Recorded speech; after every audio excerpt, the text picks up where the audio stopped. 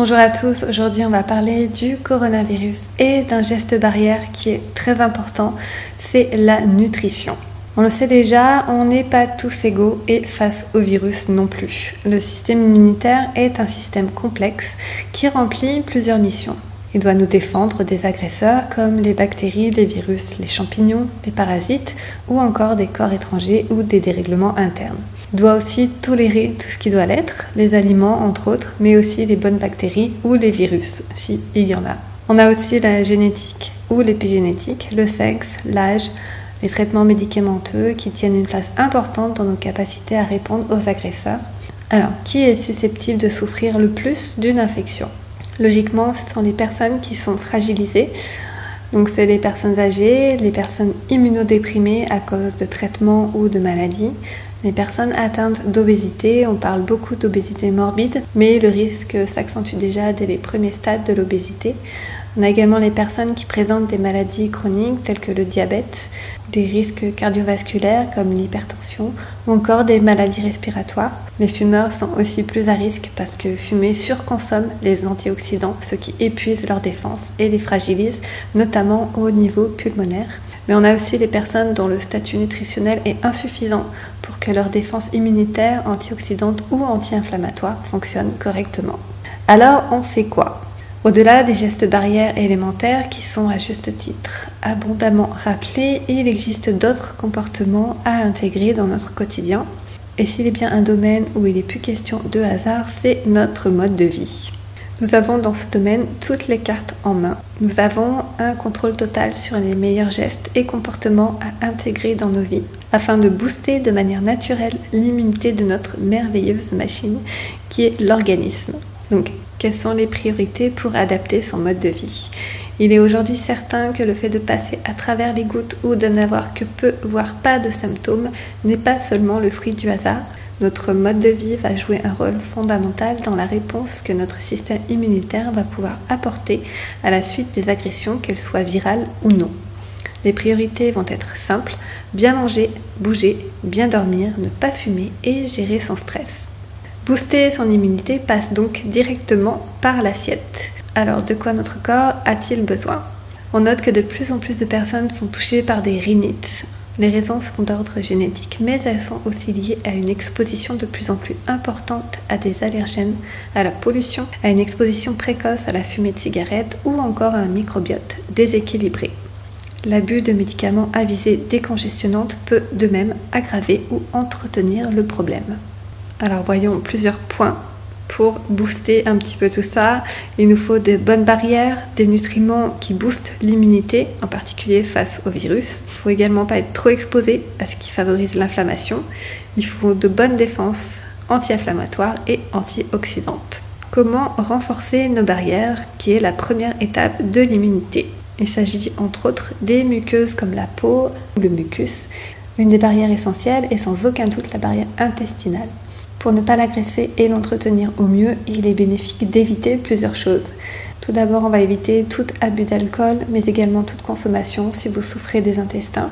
On va éviter les anti-inflammatoires non stéroïdiens, les médicaments antiacides, les IPP, les inhibiteurs de la pompe à protons, mais également les antibiotiques dont on pourrait se passer, et ce uniquement en concertation avec votre médecin. On va limiter les plats très épicés.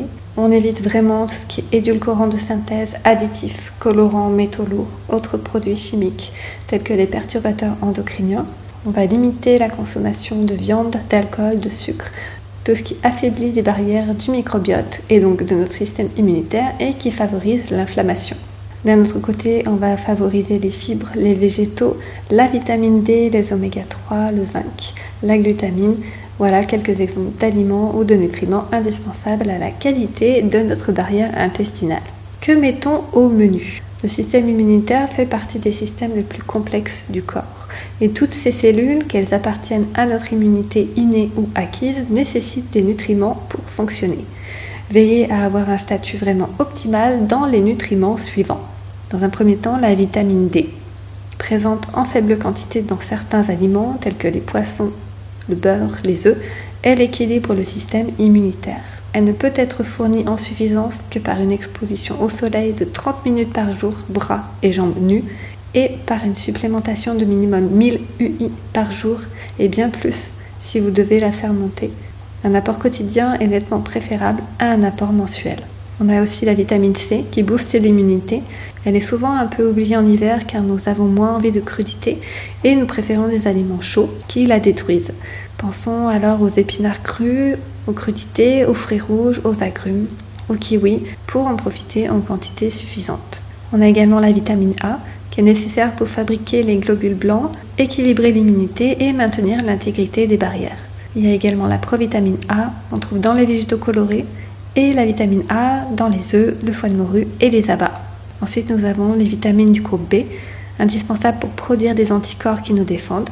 On les trouve dans les aliments complets, les légumes, les graines et les abats. Enfin, le zinc, qui active la maturation des cellules immunitaires et qui est indispensable à l'intégrité des barrières. On en trouve dans les viandes, les canards, les graines, les produits laitiers aussi. L'inflammation est un mécanisme qui peut effrayer, mais elle est vitale, pour autant qu'elle soit contrôlée bien sûr.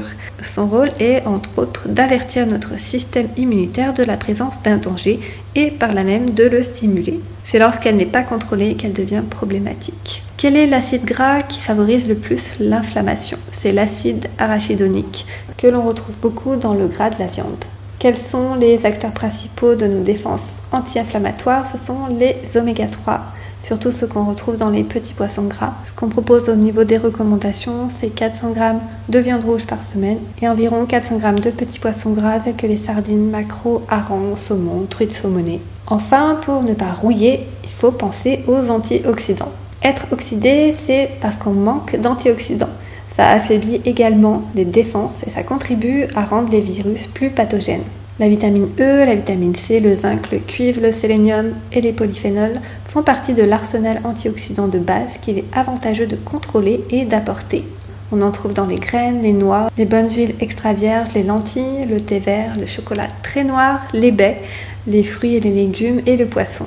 Enfin, l'assiette est certes importante, mais n'oublions pas que booster son immunité, c'est aussi ne pas fumer, s'aérer, bouger, mais pas trop car le sport intense affaiblit les défenses, bien dormir et rester zen en gérant son stress, car ce dernier est un grand destructeur de l'immunité.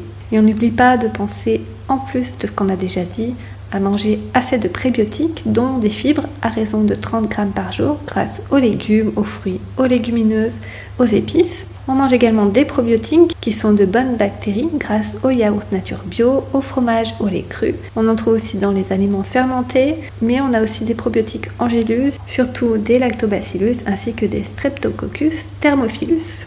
On peut également apporter un peu de glutamine, qui est un acide aminé présent dans les protéines, pour refabriquer plus rapidement une bonne barrière intestinale. Et enfin, on a la phytothérapie et les produits de la ruche, tels que le pollen frais et la gelée royale, qui peuvent être une très bonne aide. Merci beaucoup d'avoir écouté jusqu'au bout, j'espère que ça vous a plu. N'hésitez pas à écouter et réécouter, à liker et à partager si vous pensez que ça peut intéresser et inspirer des personnes autour de vous. Et moi je vous dis à très bientôt pour une nouvelle vidéo.